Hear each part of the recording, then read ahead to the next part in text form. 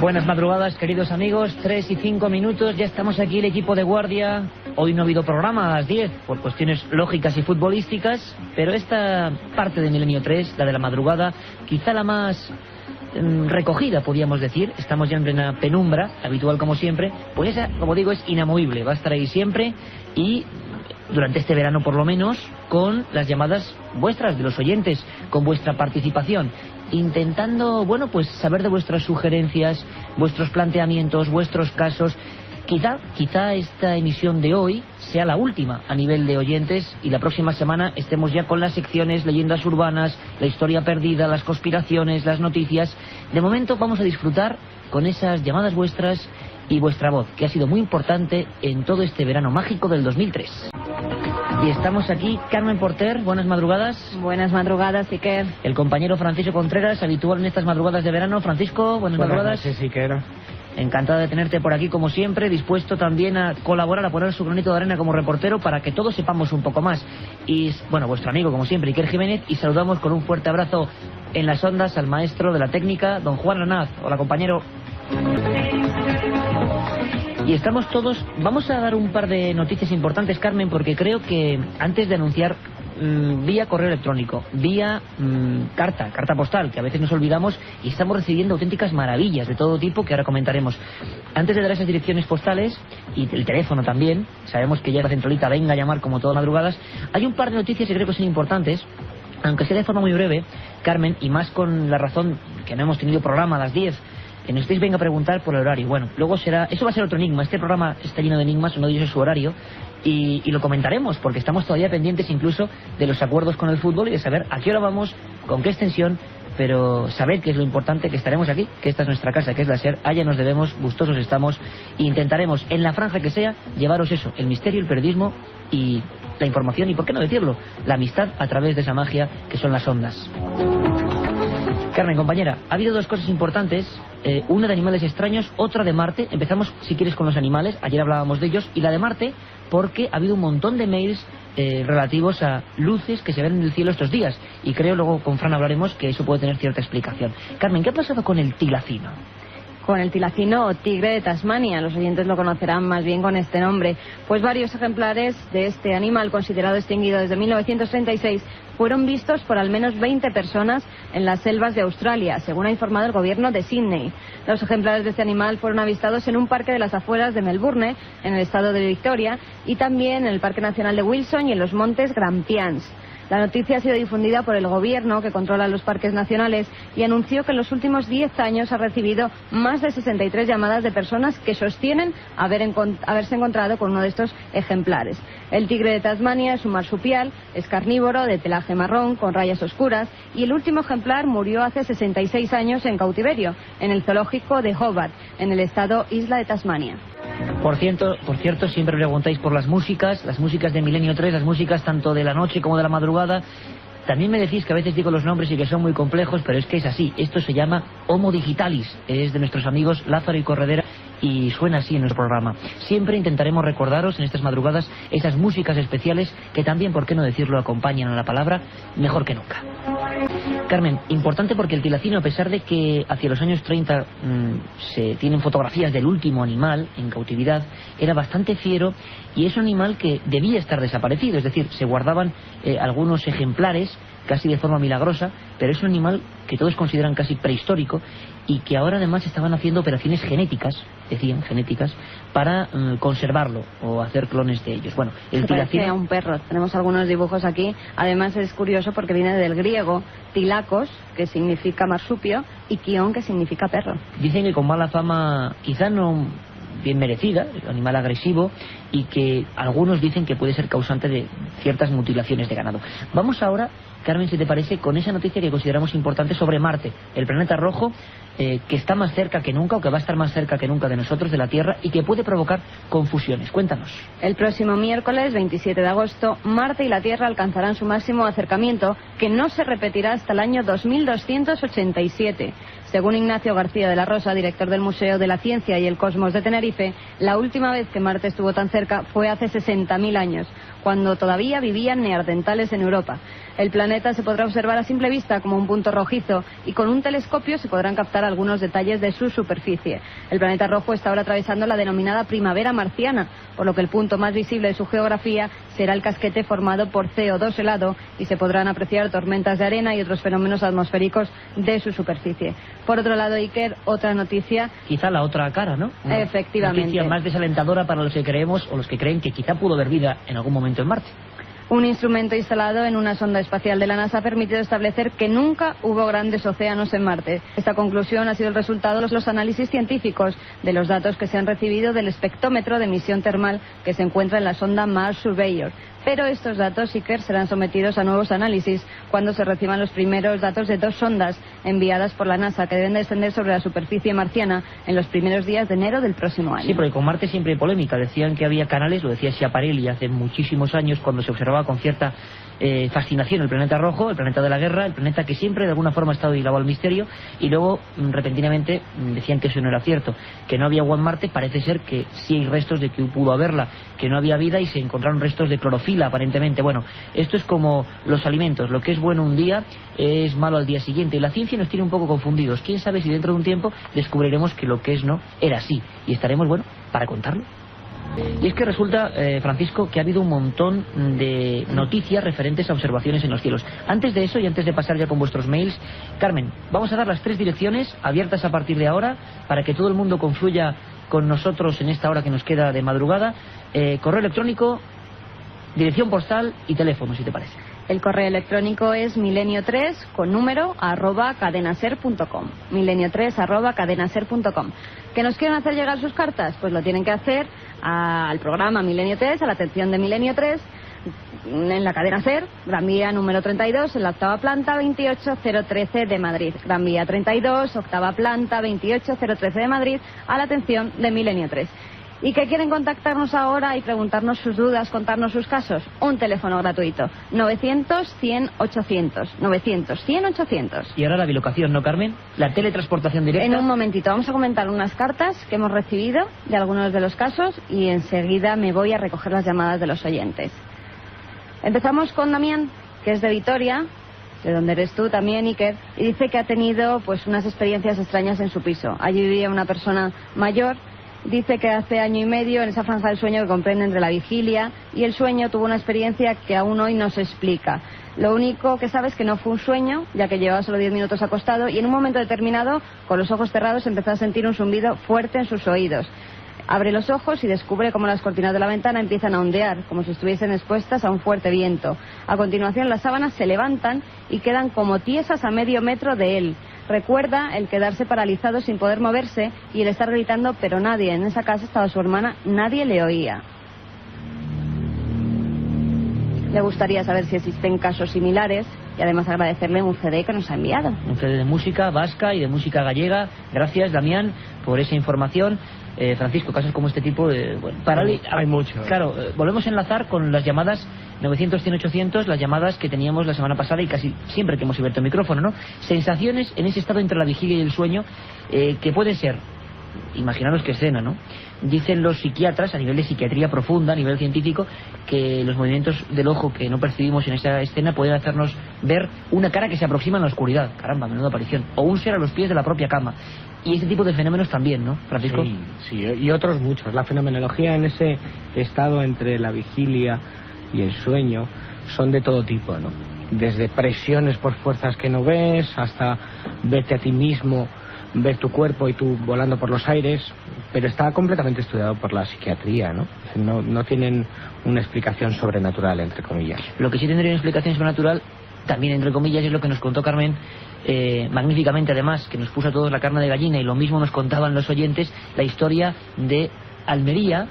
Vamos a contactar con Pedro, es amigo de Almería, a ver si Francisco Contreras, por ejemplo, puede marcharse, valiente que es él, a ese lugar donde parecía esa misteriosa señora y tenía aterrorizado a la gente, y con razón.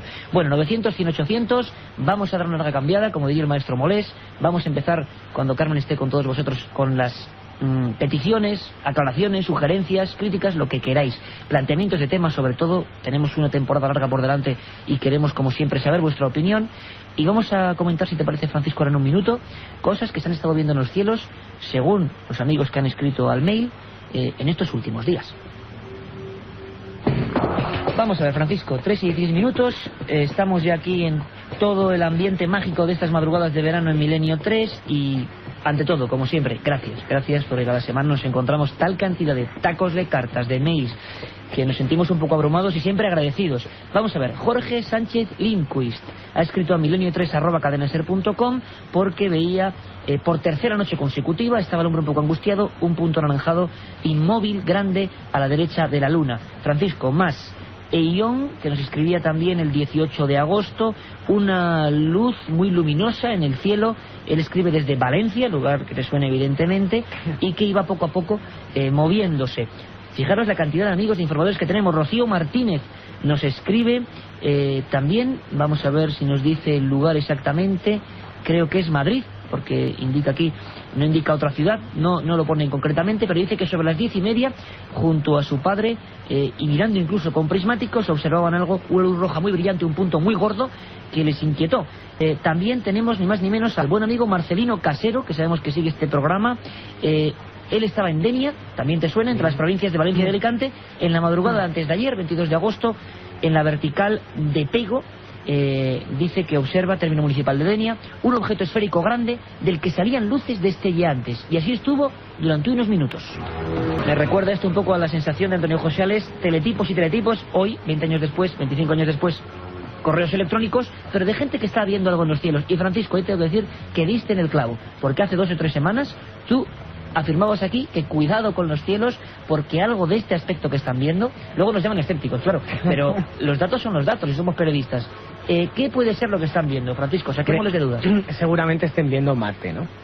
Ese punto anaranjado fijo puede tener o puede causar muchas confusiones, y muchos de los emails seguramente están haciendo alusión a la observación de Marte, que, como ya ha dicho Carmen, la madrugada del 27 al 28 será, bueno, pues el momento en el que esté más cerca de la Tierra, y ahora mismo se puede apreciar a simple vista en el cielo. Y de todos los emails que han llegado, de todas maneras, a mí sí me gustaría intentar contactar con Marcelino Casero, sobre todo por la descripción que hace en la zona de Denia, en la localidad de Pego, por la descripción que hace de ese avistamiento, ¿no? Una cosa es ver un punto luminoso anaranjado a una hora determinada, y otra cosa es ver un punto luminoso del cual surgen otra serie de luces y tiene una serie de movimientos extraños, y sobre todo porque conozco esa zona y es curiosidad. Entonces, si Marcelino me está escuchando, por favor, ponte en contacto con nosotros a través de milenio3@cadenaser.com, porque vamos a intentar indagar un poco más.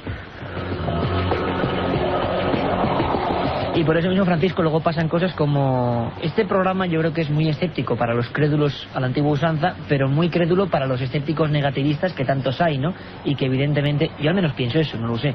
Yo soy de los que piensa que estamos inmersos en una vida fascinante, pero de la que comprendemos muy poco, ¿no? Ni de dónde vamos, ni por qué estamos aquí, y entonces casi todo es misterio. Pero hay gente de bata blanca o sin bata blanca que va por la vida creyendo que no hay nada por descubrir, cosa absolutamente falsa. Pero, por ejemplo, me interesa mucho mails como el de Francisco Marín Escalante, otro buen amigo que nos escribe, y que decía, me interesa mucho en un programa que trata el misterio, ¿no? Dice, amigo Iker, en mi opinión, no debéis ser tan escéptico en algunos casos, puesto que esto puede desvirtuar el programa. Hay que ser racional, pero ayer llamó un chico diciendo, se refiere a la semana pasada, que en sueños se despertó hablando en árabe perfecto, y que cree que es rotundamente cierto porque su hermano logró hablar polaco perfectamente articulado, cosa que fue, parece ser, examinada por expertos en polaco, y él desde luego nunca había estudiado polaco. Pero claro, nosotros dijimos que no es que no nos lo creyésemos, sino que todo lo contrario, que hay un fenómeno que estudia la psiquiatría, que es la xenoglosia o la glosolalia. Lo que ocurre es que siempre ha estado muy vinculado a fenómenos místicos, a fenómenos de éxtasis. Y sí que es cierto, y yo os confieso ahora mismo que yo en algunas grabaciones he visto a gente hablar en lo que parecía arameo, en estados de conciencia muy alterados. Tú también, Francisco. Sí. Hemos visto, creo que juntos, además, Carmen, Francisco y yo, hemos visto en Albacete, si no recuerdo mal, sí, a una persona de cultura bastante reducida, vamos a decirlo, que en un proceso hipnótico empezaba a hablar en sajón antiguo, siglo XI, siglo XII. ¿Cómo es posible eso? La psiquiatría dice que son palabras que se nos quedan ahí. Yo no sé, creo que hay misterio, ¿no? Hay mucho misterio, pero el mayor misterio es que nosotros no creemos ni dejamos de creer, simplemente somos periodistas y lo que tienen los oyentes de Milenio 3 son los documentos, las informaciones, y ellos son los que tienen que decidir. Y cuando son las 3:21, vamos a dar paso 900-100-800 a Jaime, que nos llama desde Zamora. Jaime, buenas madrugadas, amigo. Hola, buenas madrugadas, Iker. Cuéntanos, Jaime. Pues nada, aquí pasando un buen rato con vosotros, enhorabuena por el programa.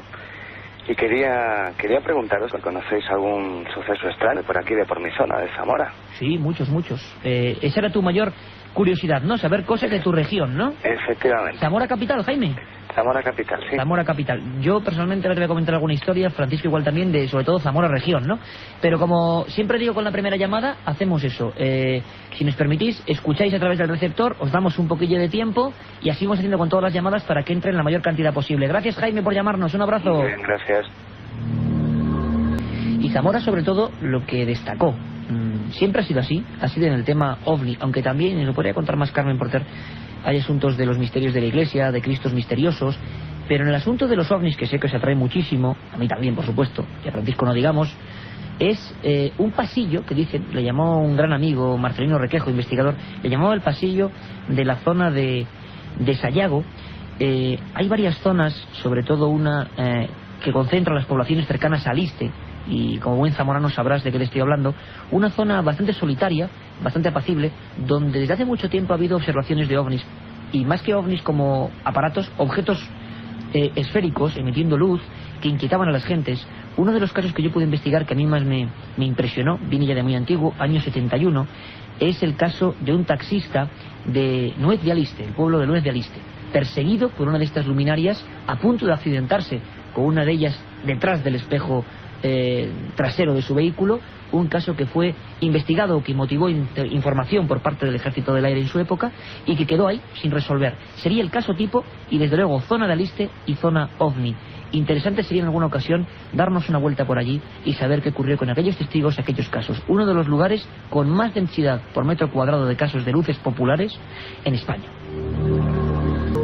Y es que luces populares hay en todas partes, algunas nos hablan, la del Pardal sería una de ellas, Francisco, que tú conoces bien, en Albacete, serían concentraciones de lugares, ¿no?, para que la gente entienda el término luz popular, que no son artefactos, sino luces que emergen y que muchas veces parece, Francisco, que tienen que ver con la arqueología, ¿no?, o que surgen de yacimientos arqueológicos. Están reducidos sus avistamientos a lugares arqueológicos, ¿no?, curiosamente. Hombre, como la luz del Pardal, la denominada luz del Pardal, que se da en los cerros de la Sierra del Sauco, no hay ninguna. Es decir, tal cantidad de testimonios de gente que haya visto una luminaria que se desplaza con inteligencia propia, que acosa a las personas, incluso, entre comillas, ha causado más de un buen susto, incluso un fallecimiento. Y hablaremos de ello despacio y con calma. Dedicaremos un programa a ello. No ha habido ninguna luz popular, ¿no?, pero las hay por toda España. Está la luz de Mafasca en Canarias, hay esas luces identificadas como la Santa Compañía en algunos casos en Galicia. La luz de Ribera Oveja en las Urdes. Las de Asturias, ¿no?, las Huestes.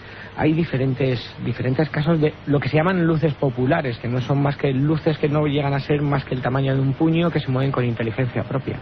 Buena descripción. No sabemos si en Alicante hay ese tipo de luces o no, sabemos que allí está Miguel Ángel. Miguel Ángel, buenas noches. Hola, buenas noches, Iker. Cuéntanos, Miguel Ángel. Bueno, primero, enhorabuena por el programa. Muchas gracias por escucharnos, amigo. Bueno, Iker, mira, pues yo te llamo para decirte que, bueno, yo soy de aquí de Alicante. Bueno, vivo en un barrio de las afueras, ¿no?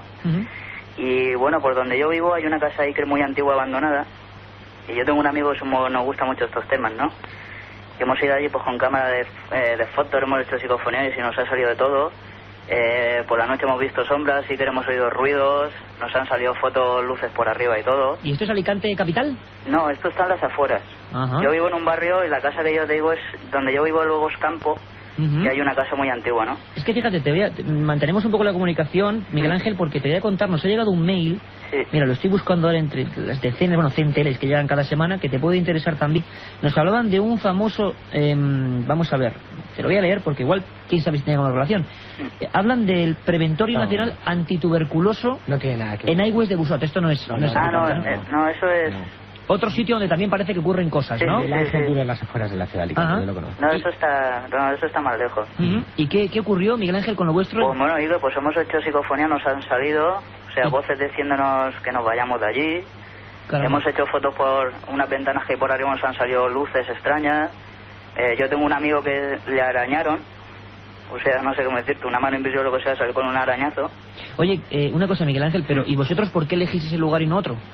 Es que esa casa yo la descubrí un día pues haciendo footing y me impresionó mucho y pregunté por ahí a la gente y me dijeron que esa casa, pues me contaron, vamos, un viejo me dijo que esa casa vivía un hombre que dice que asesinó a su familia, no sé qué. Qué curioso, porque la historia conozco unas cuantas parecidas, ¿eh? Sí, o sea, sí, hubo un crimen al parecer. Un hombre que asesinó a la familia, no sé qué. Y a partir de aquel día, pues yo tengo un amigo así muy mayor ya, que le gusta mucho esto, y fuimos allí y tal. Y nos ha salido de todo, vamos. Y ahí luego ya también creo que asesinaron a un hombre también, que fue muy famoso el crimen aquí en Alicante, que lo quemaron vivo o no sé qué. Caramba. Y vamos, es una casa que impresiona.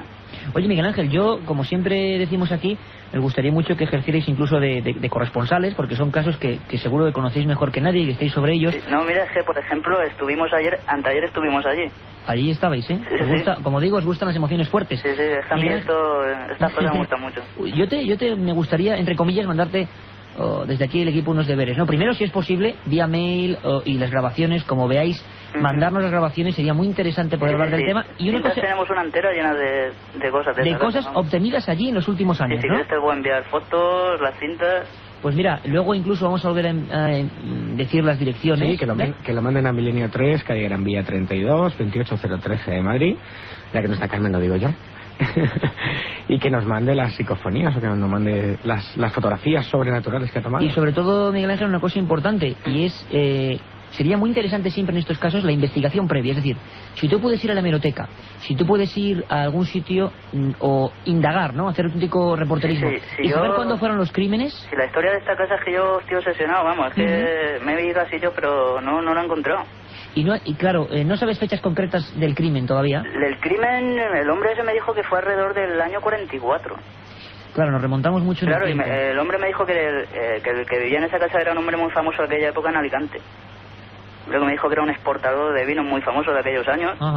Pero vamos, la historia de la casa es que me he vuelto loco buscándola y no hay manera. Es que ahí sería una cosa clave, ¿no? Es decir, intentar encontrar en las hemerotecas, sabemos que es dificilísimo, ¿no? Y que además hoy, en ese aspecto, Internet no vale para nada. Hay que ir a la hemeroteca, buscar en los periódicos. Si logramos saber de verdad, o por otras vías, o incluso acudiendo a nivel de ayuntamiento o de policía, pidiendo ayuda, sobre qué ocurrió en ese lugar, sería interesantísimo, porque con ese material antiguo, Miguel Ángel, con la evidencia de que ahí pasó algo, y luego lo que vosotros habéis descubierto, podríamos estar ante un auténtico caso paranormal. De momento, si quieres...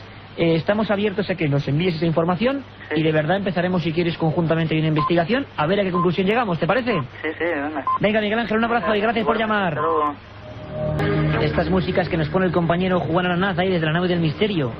Buenos amigos como Francisco Rico, que tantos temas han hecho y han creado, le mandamos un abrazo fortísimo, además desde aquí, desde Milenio 3, ese gran compositor y creador de un montón de conceptos sobre la música española electrónica. Un abrazo fuerte, compañero. Ahí tenemos sonidos como este Exonic. Seguimos aquí, Milenio 3, la cadena SER, como siempre digo. ¿Dónde si no? ¿Dónde vamos a estar si no? Francisco, importante porque parece que hay bastantes datos contundentes. Y yo tenía este mail que me mandaba David Gras, que decía... David, como siempre aparecen varios nombres en los mails, luego también pone Ángela Lara Gómez. Nos hablaba de... Fijaros qué historia. El Preventorio Nacional Antituberculoso de Aigües de Busot, construido en 1816 por la duquesa de Torrellano. Bien, al parecer hay ingresos de niños, cartas, una historia bastante triste en la que ella está documentándose, y se habla desde siempre del fantasma del preventorio, fantasma del balneario. Ella dice que ha logrado grabar gemidos muy fuertes, voces graves y sobre todo un mensaje psicofónico que se repetía. Nos pone la carne de gallina a estas horas, claro, imaginaros, después de escuchar a Miguel Ángel de Alicante diciendo esa típica psicofonía que pasa muchas veces, iros de aquí, o fuera, o cámpora, ¿no?, como dicen en un chat. Aquí, en este preventorio antituberculoso, a esta compañera le salió una voz constante que era: necesito beber. Nos dice concretamente que la primera vez que visité el preventorio vi una imagen de una mujer observándome, a mí y a mi compañero, apoyada en el alféizar de una ventana, con camisón blanco, y cuando parpadearon, la imagen desapareció. Bueno, vamos a ver qué puede saber Ángela Lara Gómez. Y aquí, Francisco, tú que además has ejercido durante años labores informativas en Valencia. Y sigo, aunque esté en Madrid, sigo. Pero cuando ocurren cosas como esta, como Miguel Ángel en una casa, o este preventorio antituberculoso, a mí me parece muy importante indicar a la gente que, bueno, que está muy bien, pero hay que ir siempre a la hemeroteca o al lugar para saber realmente qué pasó ahí, ¿no? Sobre todo para recoger la historia, ¿no?, del lugar. Es una parte muy romántica y sobre todo muy fundamental a la hora de saber realmente qué hay. Pero Fran, una cosa importante, tanto Miguel Ángel como Ángel Ararak no saben cómo seguir un poco la investigación. Hay cosas que pueden ser subjetivas. ¿Qué tiene que hacer un reportero para empezar a construir una auténtica historia? Primero imagino acudir, yo no sé, tú si tienes un caso como estos, ¿qué haces? Vamos a dar una clase práctica. ¿Qué haces? Es difícil explicarlo. Fundamentalmente lo podemos dividir en dos campos. El primero, que es de hemeroteca, es ratón de biblioteca, en el que uno se intenta empapar y empollar absolutamente toda la historia del lugar, buscando cualquier tipo de noticia. Es una tarea ardua y difícil, sobre todo porque te toca revisarte casi todos los periódicos de la zona, buscando acontecimientos truculentos o lóbregos, o no tan lóbregos, es diferente, pero sobre todo documentarte pues cuándo fue construido el edificio, qué historia tiene, Eso en el catastro también se puede realizar, ¿no? Es decir, petición al catastro y saber cuándo se construyó y luego hemeroteca. Absolutamente toda una historia fundamental del edificio. Luego hay una parte B, que es la de campo, ¿no? En el caso de Miguel Ángel en Alicante, pues esa es esa parte B, ¿no? Claro, y de allí con tomar una serie de fotografías. Incluso en esas fotografías, como le ha pasado a Miguel Ángel, suelen pasar cosas raras. Hablar con los testigos que han visto cosas extrañas allí. Y cuanto más antiguos mejor. Más mejor, y cuantos más diferentes, y cuanto menos se conozcan entre ellos, y si no se conocen mejor aún. Y así vas evaluando y vas a hacer una especie de mapa sobre todo lo que puede estar pasando en ese lugar. Yo personalmente creo que nunca llegas a una explicación definitiva, porque lo único que tratas es de informar y de poner en la mesa que hay otras realidades, entre comillas. Y por lo menos aquí tenemos 3 fases muy claras, o 2 fases en las que empezar una investigación. En el caso del preventorio es más complicado, y te voy a decir porque el preventorio de Alicante tiene mucho de leyenda urbana, muchísimo. Yo no he estado allí nunca, pero sí he pasado por allí muchísimas veces, y en mi cuaderno de campo tengo un montón de teléfonos de testigos que dicen haber visto allí todo tipo de cosas. Lo que pasa es que el preventorio de Alicante cogió fama, por decirlo de alguna manera, cuando Pedro Amorós, compañero de este programa, hizo una serie de investigaciones y obtuvo una serie de fotografías en las que supuestamente aparecen una serie de luminarias o de figuras humanas luminescentes. Quizás a partir de que Pedro Amorós y la difusión de esas fotos, exactamente, claro, hizo esa investigación y la publicase en una revista especializada, el preventorio de Alicante parece ser la panacea del misterio, ¿no? Claro. Pero no es así, muchísimo cuidado, sobre todo porque hay mucho de leyenda urbana en el preventorio de Alicante. Vámonos a un lugar que queremos mucho, Gijón. Ahí está Álvaro. Buenas madrugadas, Álvaro.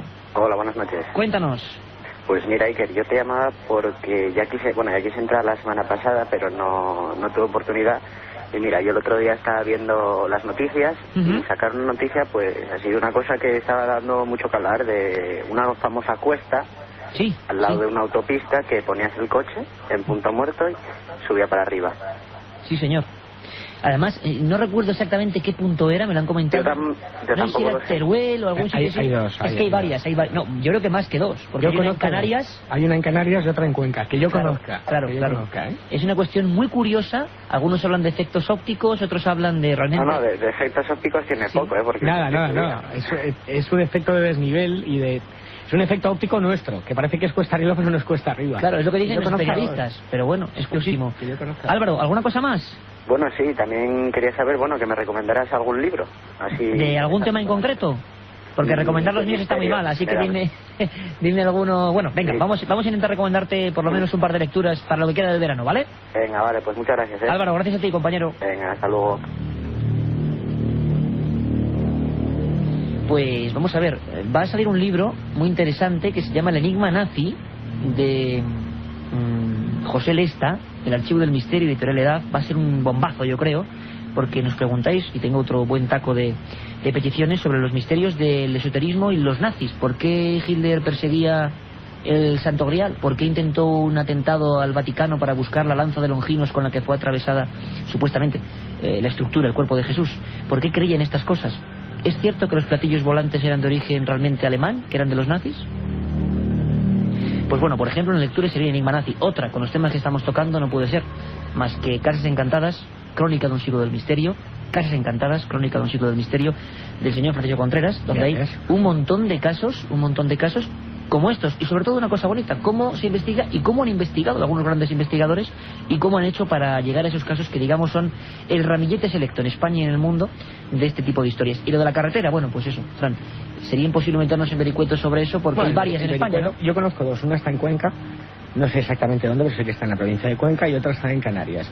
Y efectivamente es un efecto visual, es un efecto visual nuestro, es decir, parece que está cuesta arriba, o que está cuesta abajo, o que simplemente es una carretera horizontal llana en un terreno llano y el coche anda solo. Pero es un efecto visual nuestro, un mal efecto visual nuestro. Y luego nos llaman escépticos, ¿ves? Rompes la magia, esto no puede ser. Pero lo cierto es que, ¿qué más misterio que ese? Es decir, cuando la física no se corresponde con nuestra visión, es decir, yo creo que todavía quedan tantos enigmas que se explican como efecto óptico y que en el fondo son un gran enigma, aunque bueno, yo creo que es este enigma, cuando abrimos y cerramos la mano, la sangre de las células, cómo se mueven entre ellas, son conscientes sin que seamos nosotros conscientes de ellas, es decir, vivimos, como siempre digo, lleno de misterios, y ese sería uno más, ¿no? En Zaragoza hay muchos misterios, muchos enigmas, ciudad tocada, ¿no?, por la varita de lo extraño. Ahí está David. David, buenas madrugadas, amigo. Hola, buenas noches. Cuéntanos, compañero. Pues yo especialmente por eso, por conocer alguna bibliografía, para conocer algún misterio más de por aquí, por mi zona. De Zaragoza. Sí, misterios de Zaragoza. En extensión, pero vamos. Hay un montón de historias preciosas y además te aseguro que estamos preparando dos programas especiales, fíjate qué suerte, sobre misterios, vamos a llamarlo maños, ¿no? ¿Te parece? Sí, sí. Dos misterios alucinantes y que si quieres ahora te comentamos y te recomendamos algún libro, ¿vale? Y quería comentaros con el oyente que ha llamado ahora, ¿sí?, las carreteras, aquí mismo lo que salió, yo también lo vi en Telediario, eran cuencas mineras en Teruel, no recuerdo el pueblo, eran cuencas mineras.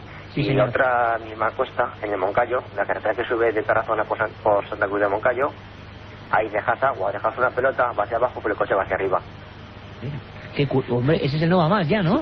Ese es en el Moncayo. Sí, es una carretera de acceso al Moncayo, de las varias calles, sube a Gramonte. Bueno, pues fíjate, lo bueno es que los oyentes aportan nuevas cosas, ¿no? Y está claro... Son los mejores corresponsales. Que este país es una increíble, un increíble cajón desastre, ¿no? Cada región tiene misterio y Aragón tiene muchos, compañero David, y ahora vamos a comentarte un par de ellos, ¿vale? Y alguna bibliografía, si fueis tan amables, también me gustaría. Claro que sí. Un fuerte abrazo. Venga, gracias a vosotros. David, que estará ya atento a la radio, siempre hacemos eso, rápidamente escucháis a través del receptor. Misterios maños zaragozanos hay muchísimos, ¿no? Pero hay dos que marcaron una época. Uno que es tremendo, que estamos haciendo una cosa que puede ser increíble, que es, dicen que el mayor milagro de la historia. Hace bien poco estábamos, yo estaba con Carmen Portero haciendo fotografías ahí en el Pilar de Zaragoza y volví a reparar en un cuadro que está ahí como escondido, ¿no? Se dibujaba más bien, en diversas escenas, una historia de esas que no hay por dónde cogerlas, un auténtico expediente X. Es la tétrica historia del cojo de Calanda, de Miguel Juan Pellicer. Una historia de un hombre atropellado por un carro, un mendigo que pedía habitualmente en esa zona y que, según testimonios, según todo tipo de documentos absolutamente fiables, le creció de nuevo. Tenía un muñón como pierna y le creció la pierna. Análisis médicos, una historia apasionante. Sería una cosa para hacer un solo programa, pero si algo tiene, digámoslo así, dimensión para hacer otro programa, es el duende de Zaragoza, sin duda alguna. Uno de los casos más fascinantes con el que un periodista se ha podido encontrar. Aquí yo te recomendaría que escuches ese programa. Aquí es muy duro, pero sí que es cierto, sobre el duende de Zaragoza. Bueno, tanto el libro de Francisco Contreras toca la historia, y en Enigmas sin resolver yo tocaba también esa historia apasionante que acabó con muertes incluso. Y para quien, además con esta música, ¿no? Cómo le pega una cocina humilde en Zaragoza, año 34, y unas voces. Y lo que parecía una inmensa broma se convierte en portada del Times y en portada de todos los periódicos españoles. Se convierte en portada de todos porque gobernadores civiles, jueces, investigadores, por supuesto la policía, intentaban mantener diálogo con aquella voz. Se aisló la casa, acabó derruyéndose aquella casa, un misterio digno de un libro en sí. Y tocaremos el tema con los únicos documentos de las personas que vivieron en aquella casa y que escucharon a aquel duende que además profería auténticos insultos. ¿Qué fue? ¿Fue un truco? ¿Fue algo increíble? Nunca se capturó al culpable y fue portada de todos los periódicos durante un mes. Y sobre todo eso, con intervención judicial y expedientes que se quemaron en la guerra civil. El duende de Zaragoza. No os perdáis esta historia porque es apasionante, la tendremos aquí dentro de poco y va a ser de poner los pelos de punta.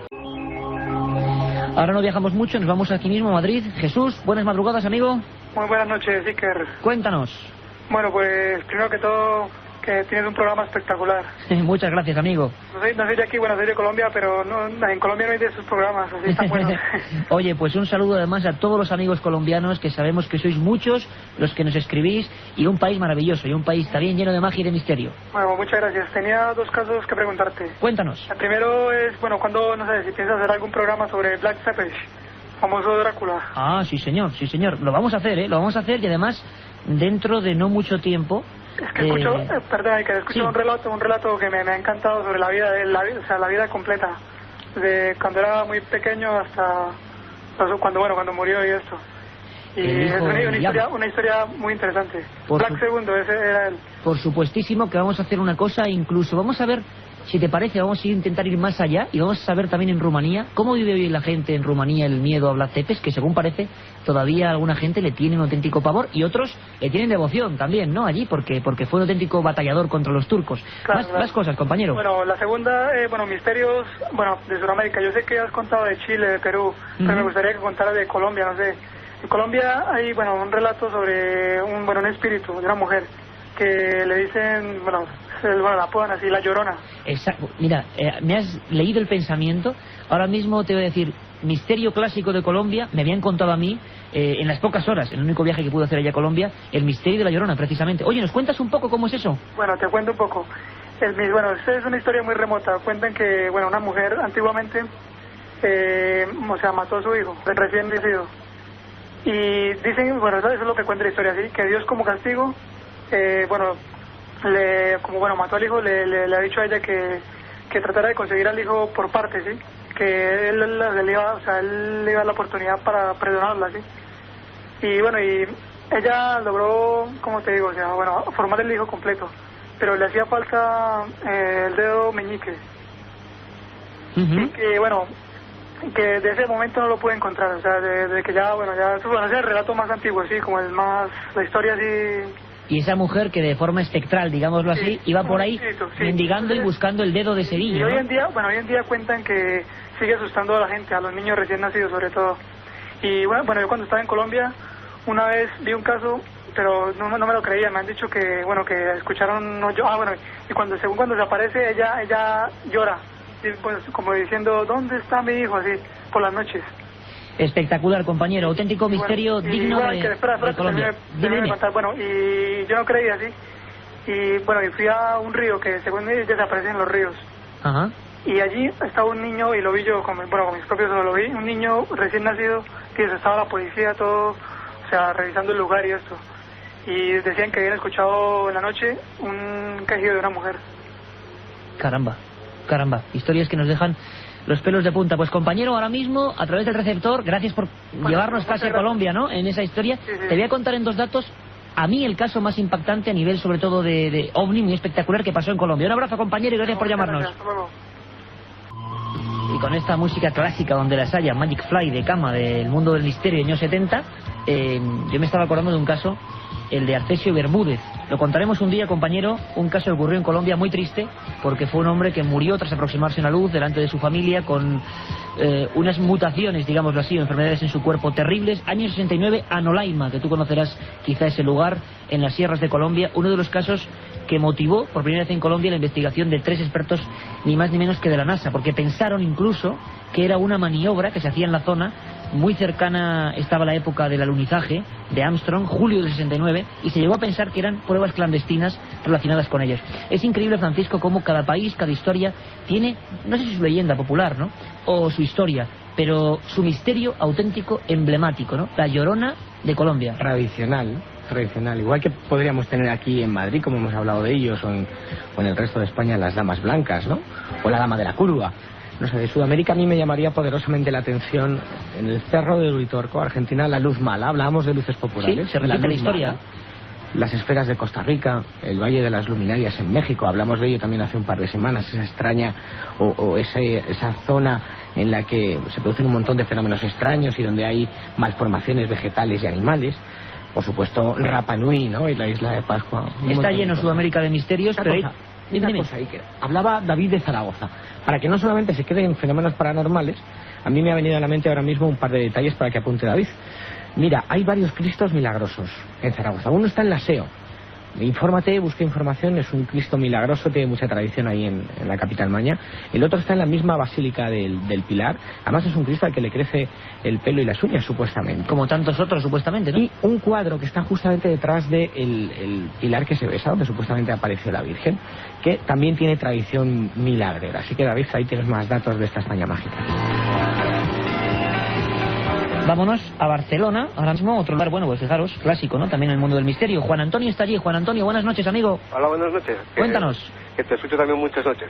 Oye, una cosa, quería hacer dos comentarios sobre dos temas que habéis tocado en este programa. Vamos con ellos. Uno sobre esto de Marte. Marte yo lo llevo también observando aquí en Barcelona hace una semana o así, pero también el primer día que lo observé, que hace una semana más o menos, pasó algo parecido con lo que comentaba este oyente de Denia y en Pego, que parecía emitir unas luces que salían de él, pero bueno, luego al cabo de poco tiempo, unos minutos, ya se volvió a ver normal, y entonces yo lo atribuí únicamente a distorsiones de la neblina, vaya, en fin, que había alguna distorsión de la neblina que hacía que se viesen estas luces. Pues yo creo lo mismo, sinceramente. Me da la impresión de que ese efecto es lo que nosotros vemos a través de cambios en la neblina, ¿no? Sí, sí.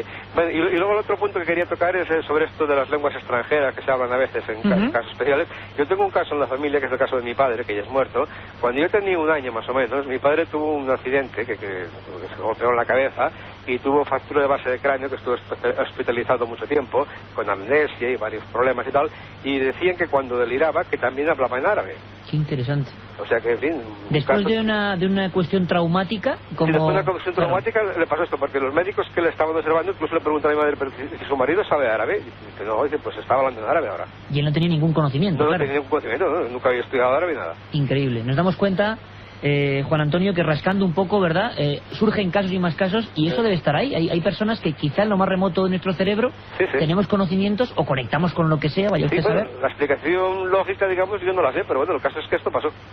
Pues ya tenemos tu caso, Juan Antonio, y además más fiable imposible. Era tu propio padre y pasó así y habló en perfecto árabe según los médicos. Sí, eso es lo que decían ellos. Bueno, pues oficialmente, según la parapsicología y la propia psicología, eso sería xenoglosia y una muestra más de que estos casos ocurren y están ahí. Gracias, Juan Antonio, por llamarnos. Buenas noches, adiós. Rascas un poco, Francisco, y están los casos, ¿no? Y además de gente que no puede uno desconfiar. Su propio padre, personas completamente normales. Estoy seguro que además alejadas del mundo del misterio, y está la xenoglosia hablando en árabe. Qué maravilla, ¿no? Hombre, los casos están ahí, ¿no? Hay otras realidades, solamente hay que rascar, tener curiosidad, buscar, informarse. Y el dilema sería, ¿qué se esconde en nuestro cerebro o con qué conectamos? O vete a saber con qué pasado nuestro conectamos, ¿no? ¿Qué hay detrás de todo ello, no? Esa sería la búsqueda. Y mire, ya que hablábamos, Francisco, de Valencia, nos vamos a Valencia. Venga. Allí está Isabel. Isabel, buenas madrugadas. ¿Isabel? Vale. Parece que hemos perdido la conexión con Isabel de Valencia, que estaba allí. Vamos a ver si Carmen Porter nos da la siguiente comunicación. Desde Aragón, punto impreciso, no nos dirá ya dónde está. Está Mari. Mari, buenas noches. ¿Y qué? Sí. Mira, me gritas un poquito porque te oigo muy mal. Sí, vamos a ver. ¿Me escuchas ahora mejor, Mari? Bueno, mira, y que creo que me oirás. Me ocurrió un caso hace muchos años, no recuerdo cuándo. Yo había estado de viaje, no quiero decir dónde, Vale. Y no te oigo, pero creo que me oigas, ¿eh? Yo te escucho perfectamente, Mari. Bueno, mira, entonces yo acudí a casa y me sentí mal y me acosté. Era ya, pues serían las 8:20, 8:30 de la noche, ¿eh? Y estuve 3 días sin saber dónde estaba. Ni comí, nada, totalmente como si hubiera estado en coma. ¿Y dónde apareciste, Mari? ¿En el mismo sitio? ¿Perdón? ¿En el mismo lugar apareciste? Sí, me metí en la cama. Mi madre se asustó, que ella no se asustaba de nada porque mi madre había pasado la guerra y habían pasado mucho, ¿no? Entonces llamó al médico, me auscultó, me pinchó, me sentó, no me di cuenta de nada. ¿Y tú recuerdas algo, Mari, de ese periodo? ¿De alguna visión, algo? No, nada. O sea, como ni supe dónde estuve, ni nada de nada. Y como un día ves en la radio de que a un periodista no sé qué, un polvo le había ocurrido, le habían echado un polvo de un pez, no sé qué, pues perdona, mira ahí que estoy escuchando la radio porque a mí me gustan mucho estos temas. Si pudiera hablar contigo, pues te contaría unas cuantas cositas. Estáis hablando de OVNI. Mira, no recuerdo si hace noviembre va a ser 5 o 6 años. Yo tengo una terraza, no te quiero decir muy cerquita, si me llamas después de terminar el programa, te lo digo. Entonces vi, como dijéramos, como un plato, el fondo de un plato mayor, pero al lado, pero un tamaño tremendo, como 2 ventanas debían de ser. Caramba. Pero mucho rato. No creas, que es el fondo de un plato mayor, pero balao. Lo vio mi padre, que ha fallecido, y lo vio mi hermano. Mi hermano lo vio en 2 ocasiones, pero mi hermano le han ocurrido cosas, enfermedades muy graves. Bueno, Mari, lo contaremos porque apenas tenemos más tiempo, porque hay un montón de llamadas, pero interesantísimo tu testimonio, uno de tantos, ¿no, Francisco? Un objeto ovalado, forma de plato. Mari, gracias por llamarnos. Y bueno, lo del tiempo perdido, si no desaparece físicamente de ningún sitio, parece más bien un fenómeno médico, ¿no? Una pérdida de conciencia. Total y vayamos a saber qué ocurrió. Siempre hay que buscar, y yo entiendo que para mucha gente seamos tremendamente escépticos en algunos temas. Sabemos que hay mucho santón por ahí, mucho experto de pacotilla hablando y dando teorizaciones a todo, pero creemos que a veces la navaja de Occam, ¿no? Lo más lógico es lo que tiene que ser, y en este caso parece que lo que fue una pérdida de conciencia. Además no tiene nada que ver con lo que contaba del polvo zombie. Aquel programa estábamos hablando de zombies, estaba hablando un periodista, un gran periodista, maestro para todos nosotros, que era Rabeña, si mal no recuerdo, y estaba hablando de una experiencia que pudo vivir él en Haití cuando sufrió en sus propias carnes lo que, bueno, supuestamente sufre una persona que recibe ese polvo zombie. Claro, no tiene nada que ver la historia, ¿no, Fran? Era una cuestión de drogas duras, digámoslo así. No tiene nada que ver. A ese fenómeno luminoso no identificado que pudo ver, seguramente está hablando de aquel avistamiento ovni multitudinario que hubo en interesantísimo, y eso sí, auténtico caso ovni sin resolver, ¿no? Vamos rapidísimo, por favor, desde Carmona. Miguel, apenas tenemos tiempo. Miguel, buenas noches, amigo. Buenas noches. Cuéntanos, Miguel. En primer lugar, felicidades por el programa. Muchísimas gracias. Y quería haceros una pregunta acerca de Carmona, una ciudad pequeña que hay en Sevilla. Preciosa. Justamente, que tiene castillo, tiene muchas historias acerca de los monasterios y eso, y me gustaría saber si hay algún tipo de leyenda o algo. Pues hay bastantes. Hay bastantes, y además una zona elegida sobre todo por un asunto del tema ovnis, muy curioso, en una época, y hablaremos de lo que pasó en esa zona, en Carmona, en los años 70. Te contestamos ahora rapidísimo, Miguel, gracias por llamarnos, un abrazo. De acuerdo, venga, igual, gracias. Y es que como siempre tenemos un montón de mails, lo siento por ir tan rápido con los oyentes, pero quedan claras sus peticiones. En Carmona, creo que incluso Juan Eslava Galán hizo algún ensayo sobre castillos y leyendas de Jaén y también de otras ciudades de otras provincias andaluzas, entre ellas Carmona, y hablaba de leyendas de guerreros fantasmas, de aparecidos. Yo, si te parece, Miguel, la idea sería, solo imposible hacerlo sobre Carmona, un programa sobre leyendas en castillos españoles, y en Andalucía quizá nos llevaríamos la palma. Permanece atento porque lo haremos, y ojalá que sea con ese gran experto, con ese maestro, Juan Eslava Galán. Vamos rapidísimo, Carmen, como siempre, ¿no? Pues muchísimas llamadas, gente que se ha quedado sin entrar, Carlos de La Rioja, José Antonio de Valencia, Alejandro de Barcelona. Mil disculpas, pero es que no tenemos más tiempo, y gracias a todos por sus llamadas. Siempre tan interesantes, Iker, siempre con esa acogida desde que hemos abierto los micrófonos para los oyentes de Milenio 3. Sí, dime. Volvemos a dar las direcciones. Vamos para allá. Que nos envíen las psicofonías, que Francisco antes ha ocupado mi lugar. Sí, has visto. Es un vampiro psíquico. Ay, Dios mío, no se puede ir una. Cuéntanos. Enseguida lo ocupan. Bueno, las cartas a Gran Vía número 32, octava planta, 28013 de Madrid, a la atención de Milenio 3. Correo electrónico milenio3@cadenaser.com.